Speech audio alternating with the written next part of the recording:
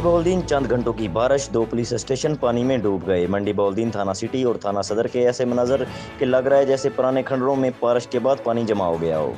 तफसीलात के मुताबिक मंडी बहाउद्दीन और उसके गिरदोनवा में मूसलाधार बारिश का सिलसिला जारी।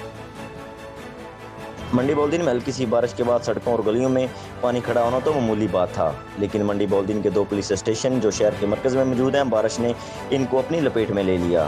मेन दरवाजे से लेकर SHO का कमरा, मुहर्रर का कमरा, सेन, तफ्तीशी साहबान के कमरों में 2 फुट पानी खड़ा हो गया।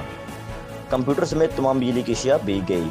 थाना सिटी की तमाम तर ऑनलाइन कार्रवाइयाँ मुतासर पुलिस एहलकार और अफसरान को पुलिस स्टेशन में आने जाने के लिए दुश्वारी का सामना है। दाखिली रास्तों में तकरीबन 3 फीट पानी खड़ा हो गया।